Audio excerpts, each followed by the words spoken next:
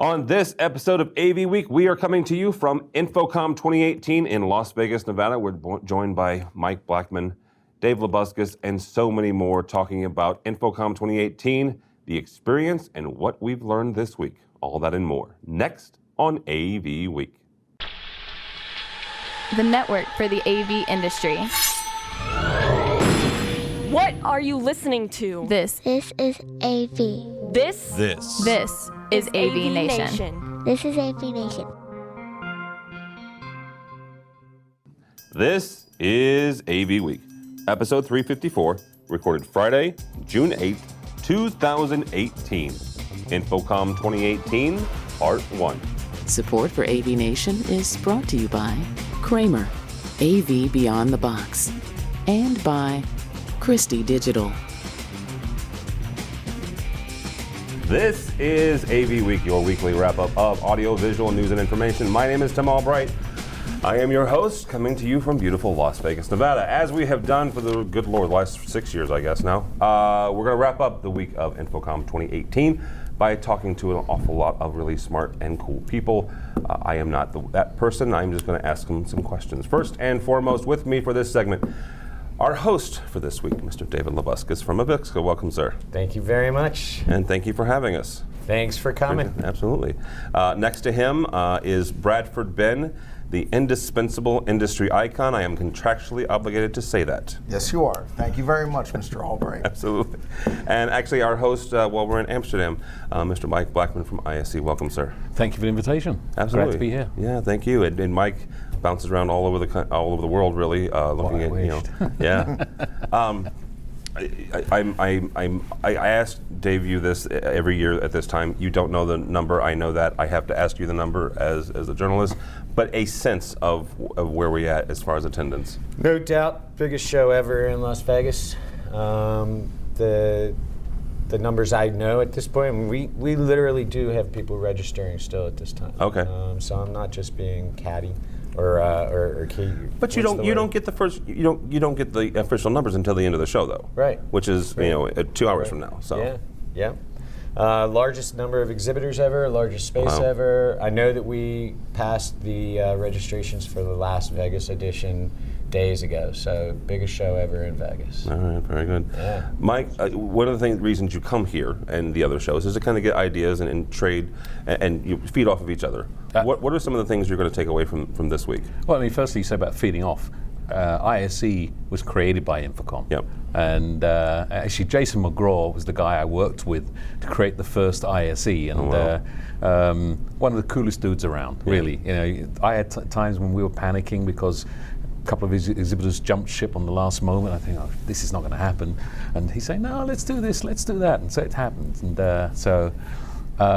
the ideas we get, we come here with my team, my marketing team's here, my sales team's here. Every couple of years we bring the whole team to experience InfoComm. And that's important, you know, so that they actually understand what this business is about elsewhere. But we look at see what InfoComm's doing and say, can we use that? Yes, we can. Can we make it better? Maybe. And then Jason does the same thing back. Yeah. So this is this continuous evolution of ideas, and we all benefit. But the other factor as well, and you'll find here, it's not just me. There's Max Jaramillo, who runs Latin America, Richard Tan, who runs Asia. Yep. We're a family of events, and we all gain from the cohesion that we have in trying to make the best AV shows in the world, and we can only do that by sharing ideas. Yeah, absolutely. So, Mr. Ben, this is your first InfoComm in quite a while. Yes, sir. As an end user. Yes, sir. And just full disclosure, Bradford is on our board. You went from working for Harman, who's one of our underwriters, and now you work for an end user. Correct. So how was your experience for the first time in a couple of decades as an end user? Notice I am not wearing a tie. I do notice that, not yes. Even a button-down shirt. If you look back at previous episodes of this specific week, you have a tie and suit on. And it's always a Star Wars tie. Yes. To me, it's actually been very surprising to see how much I've not known about because I was so focused on Harman and audio products. So seeing all the things that have changed has been eye-opening. The other thing that I've noticed is that a lot of people at the show don't know how to deal with an end user, especially a technical end user. I know. Wait, hang on for a second, because I want to hone in on that. One thing that the AVIXA team and InfoComm team and actually the ISE team has worked really hard on is getting more end users here. The feedback you're giving is that the exhibitors don't still know some of them. It's not just an InfoComm thing. It happens at every trade show, but this is my first time experiencing it. Dave and Michael, have you weigh on what you guys are the most excited about, what happened this week? You know, somebody you met or maybe an event you went to. What was your most exciting part of this week? The awards ceremony. Okay. And I think I can sort of put a couple layers of why I was so excited about that. One, it was at our center stage, which was second year for that. Yeah, and it really was a center stage. I mean, the quality of content across the entire show that was there is a gem that I really hope more people find out about and look at for next year. It was astounding. So the fact that we have this stage in the center of the trade show floor, and yet it has an opportunity to become a place of community was amazing. The fact that it was a place of community is so meaningful to me as an association. The exhibitors and the attendees that come together here are a physical manifestation of a marketplace that is filled with passion and celebration of experience. And the celebration itself of the individuals that won those awards is really, the whole award program is designed not only to recognize the achievements of those individuals, but to inspire those who follow them. And in particular this year, one of our winners was Scott Scher, and he wasn't able to be present, and the way that he delivered his message through his wife, if anybody left that ceremony without being touched and without being inspired for the future, I don't understand them. Yeah. It was an amazing hour. Yeah, absolutely. Mike, what was one or two things that kind of hit you this week? Well, I have to reflect on what Dave says about the centre stage, and it's one of the things that I actually put on my agenda to look at, because we're copying. Yeah. Borrowing. Sorry. We innovate together. Yeah. Collaborating. Collaborative space. It's a family. So we're going to be doing the same thing because we see it works. And I wanted to look at that again and see how do we things that we're going to take from here and put into how we manage it. Design's going to be different. Of course, our design's going to be better. You're asking us. Oh, I'm sorry, I didn't mean to interrupt. No, please. I mean, you're asking us to pick which of our children we love the most. Yes, right? but we all have favorite children. I don't. It's easier for me to walk around here and find stuff. I'm still looking for Hall 7 from February. Hang on. If you've never been to ISE at the Rye, there are now 15 halls, which is what Bradford is referring to. There are several halls to find. I must admit, navigation, it's easy for me because I spend so much time in that building that you could put a blindfold on, I know where I'm going. Mm-hmm. So it's very hard for me to put myself in the space, in your position, and say, how do I get from A to B? And I can remember the first time I was asked the question by an exhibitor who'd been with us for about 4 years, said, I'm trying to get back to my booth. I'm saying, well, you must know the way. And so we started really looking at stuff like that, and we haven't got it completely right yet. We've done a lot of evolution on our signage and changing things to try and make it different. But the problem is also when we grow and put another hall on, the map changes. It does tend to do that, yes. Well, there's also another thing, a little bit of inside pool, but from my former manufacturing days, the manufacturers also want to stay in the same place so they're findable. And that's what was requested. But then the spaces around them change and the halls change, so they might not be commingled as well as they are here. And sometimes, Bradford, to that point, sometimes their neighbors change, right? Yes. Because sometimes their neighbors want to move neighborhoods, to continue that analogy. As we wrap up here, Dave, I want to end with you on this. This is your first North American show as a AVIXA putting on InfoComm. Yeah. How has that transition gone? I think this show is the beginning of a completely new era. The energy level that went through here, I mean, from the DJ as you walk through the doors and enter the building, to the opening reception that just blew everybody away, to Tide, to Center Stage, to the Innovations Pavilion, and there's a trade show is made up of a million different little details that all come together, and people like Mike and Jason, they know and understand all of those details, and they put them together and they come out with a Michelin 5-star meal that we call InfoComm 18. I am filled with anticipation about what InfoComm 19 is going to be like, and if we look at anything about the trajectory that this show is on, it's just going to blow Orlando away. All right, very good. I'd like to thank all three of you. Mr. Mike Blackman, thank you so much, sir. Thank you, sir. How do people find you or ISE? So I'm at mblackman@iseurope.org, or ISE Mike, or ISE_Mike. ISE_Mike, yeah. Yeah, at Twitter. And just Google me. All right, very good. Mr. Ben, how do people find you, sir? I'm going to go with Mr. Blackman's answer. that's Just fine. Google me. All right, very good. And Mr. Labuscus, thank you, sir. At David Labuscus. All right, and Thank you, sir. Victor.org. So. All right, in our next segment, first up and foremost, the marketing guy here at AVNation. His name is Matt Scott. How are you, sir? Fantastic. How are you? Awesome. Also next to him is Steve Greenblatt from Control Concepts and also the host of our fabulous State of Control show. How are you, sir? I'm doing great. How about you? Good, good. And a young man who, first and foremost, is a part of the SEN The 9. Met him at Digital Signage Expo this year. His name is Emile, and I'm going to ask you to pronounce your last name. Van de Koevering. Thank you very much, sir. Just be referring to it as You can Google Emile. that. Yeah. Now, here's the thing. So I've actually met Emile at DSE. Emile is a digital artist, is what I would refer to you. Yeah, that Fair? describes it well, yeah. You're in charge of a lot of the digital signage here in Vegas. Correct. You have an interesting background we don't have time to go through. No, that's a long story. But at one point in your life, you were the artistic director of American Idol. Correct, yes. Okay, so you're doing all this stuff in the digital signage realm. What was your experience like coming here to InfoComm as somebody from the digital signage world and the digital arts world coming here for and experiencing this? I mean, first and foremost, I loved it.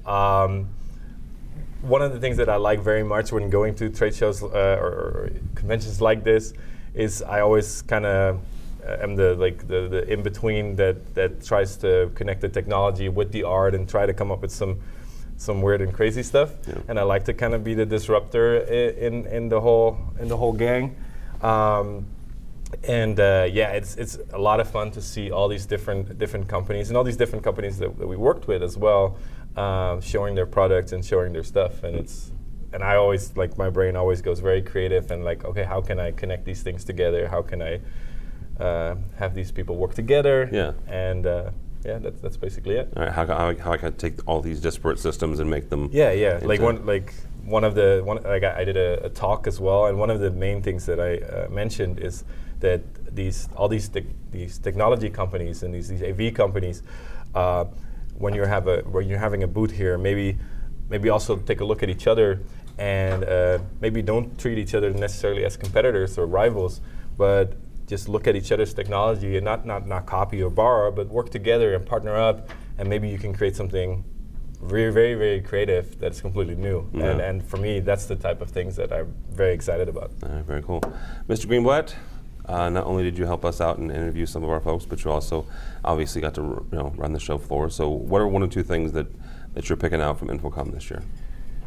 So one of the big differences is that last year, at least from my perspective, so I'm keying in on where does my company fit in, and what are the trends with regard to control programming. And I was going to say, real quickly, Control Concept is an independent programming house for control systems. So last year we talked about no programming required. That was all over the show floor, not this year. Yeah. A lot more. Do you think it's reverting back because of backlash, or why do you think that not so much? Backlash, but maybe we just kind of got over that hump. But okay. But there was a lot more about APIs this year, which means how does a particular piece of software or platform integrate with another particular software or platform. Yeah. We also talked about monitoring a lot more, which I think, of course, is a big conversation, and it's been for a while, but monitoring data and really trying to now draw conclusions from the usage of equipment. And I think that the last thing is that we're finally seeing the adoption of standardized or mainstream programming languages, and I think that a lot of the control manufacturers and others are moving in that direction, and maybe there's pressure from the outside because of it. But we've been talking about this for a really long time, but I think finally we're seeing it come to a head. Yeah, actually, Steve just did, I think your last episode that posts sometime in June, did an episode just on that, on more standardized programming languages. So, Mr. Scott. Yes, sir. How are you? I want to pick your brain a little bit because Matt is the host of our residential show, AVWeek, member of the CDO board, residential dealer up in London, Ontario. InfoComm, the show, started something new this year called the Integrated Life. They did. Not just a day-long session, but also they had a special area of the show floor that had Integrated Life. You had Google there, you had Amazon, you had Microsoft in that section. A lot of folks that you and I have seen at CEDIA were on this show floor. So as a resi dealer, and you also do commercial as well, but also as a residential dealer, what was your experience going through this, from both sides? It's always an interesting experience because a lot of the manufacturers that we work with on both sides play both sides. They're involved in both industries. The Integrated Life experience had a lot of really good talks, and it focused primarily on the privacy and security side of things, which are a very big deal. And it's something that a lot of your commercial houses are more versed in than the residential dealers. So that was very interesting. The other section on the floor, that was a weird one for me because they had a lot of residential products there, but Google was there and mainly showing things like Jamboard. Microsoft was there, not really showing anything that was overly, like there was no Cortina, there was not a lot of those things that you'd expect to see. So I think a lot of it is just the commercial community realizing, maybe finally, that residential brings a lot of design and aesthetics that occasionally are lacking on the commercial side, and they bring that into the environment.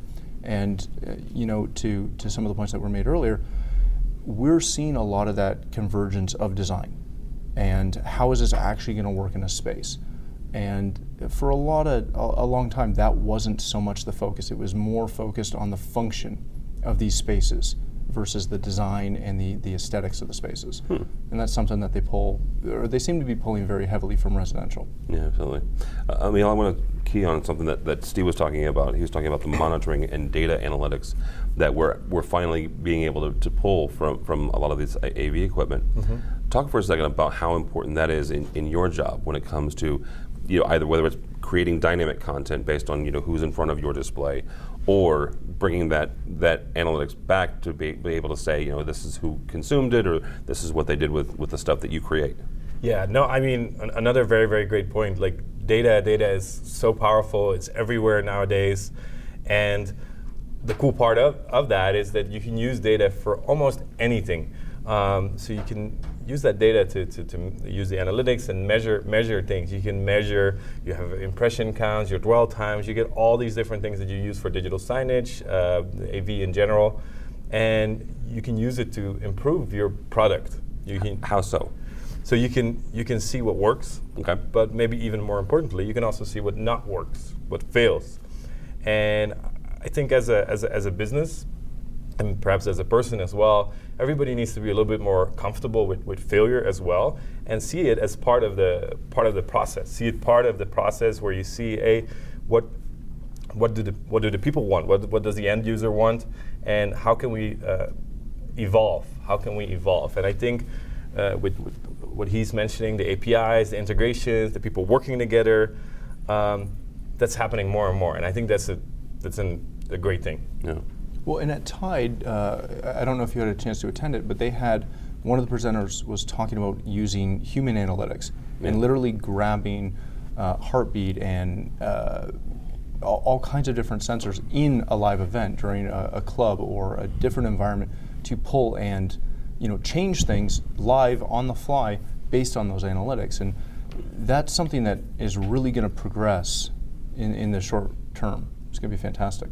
Yeah, the speaker was talking about the biometrics and bioanalytics, heartbeat and temperature and stuff like that. So.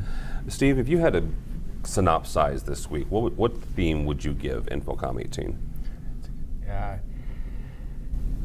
A lot more about experience, of course, and I think that was the main push to make that happen. I think that there's a little bit more of a progressive thinking. I think that we are not necessarily only in the AV industry, and we have to be thinking outside of that, and we have to be understanding how we fit into that bigger ecosystem, and letting everybody understand the role that we can play and we should step up. We should take charge of that and take that responsibility to show people what we can do to be a player and be a partner in that bigger picture. Matt, Steve says that we're not only just in the AV industry, so what else are we in? We are in the experience. Yeah. And I asked Kirsten Nelson about this earlier today, and she said, it's not that we've never been in that, we just haven't recognized it. We've always been in the experience business. We just have not recognized that and really understood what that meant. And he's not wrong. We are in the experience business. And the faster that we recognize that, the faster that we get on board with that and realize that everything we do affects the people that are there.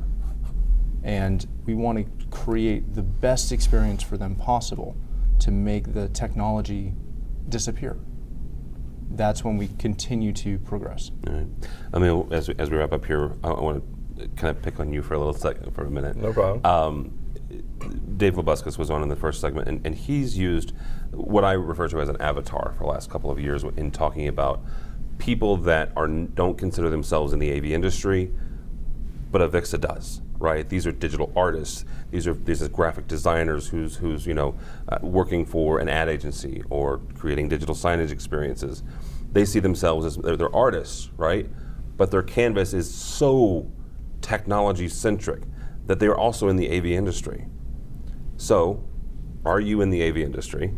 And if so, when did you kind of come to that realization?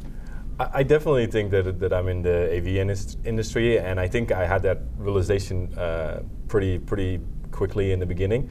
And I think it's actually what he said is the other way around, is that we're all in this experience industry, and the AV industry is slowly realizing that is actually what we're all in. It's what we're all when we all work together and we all work on these experiences is when we create better technology, better things, better products, and that's what makes me so excited that now finally it's becoming more and more normal. That hey, we're all in this all in this together. Yeah, absolutely. All right, gentlemen, that'll wrap us up. Mr. Matt Scott, thank you so much, sir. Thanks for having me. Everything this week, sir. Well, I'm amazing. You are pretty amazing. How do people find you? You can find me on Twitter at Matt D. Scott, or Google me. I'm fairly easy to find. All right, very good. Mr. Greenblatt, sir, thank you. Thank you. How do people find you? Well, first, State of Control, as you mentioned, and Twitter and other social media at Steve Greenblatt, and my company, Control Concepts, at controlconcepts.net. All right, very good. Emil, how do people find you? Well, Googling my last name might be a little bit difficult. I can't spell your last name, nor can I say it. So, so I would recommend finding me on Twitter at Socialeur, the company, or at Escapation, my own Twitter handle. And especially in this last week, it's been pretty active. Yeah, I'm certain. Yeah, absolutely. You can also check him out on the SCN, the 9. My name is Tim Albright. For more information about AVNation, you can go by avnation.tv. avnation.tv, you'll find programs like this and a host of others here in the next few weeks. You'll find all of our coverage of InfoComm 2018. Also, really quickly before we get out of here, I want to say a special thank you to our coordinator and my den mother this week. Her name is Liz. She's been a fabulous person to keep me wrangled. Also, our camera guys, Bill O'Donnell and Brian McKinney, George Tucker, Don Mead, Josh Rago, everybody that's helped out at Met, Scott and Steve Greenblatt, everybody that's been great. So You too. Yeah, him too. Yeah, while you're at the website, also maybe make sure you check out our underwriter section. These are the folks who help us financially, help us go to InfoComm and bring you everything from InfoComm 2018. So all that and more at AVNation.tv, AVNation.tv. Thank you so much for listening. Thank you so much for watching. That's all the time we have for this episode of AV Week.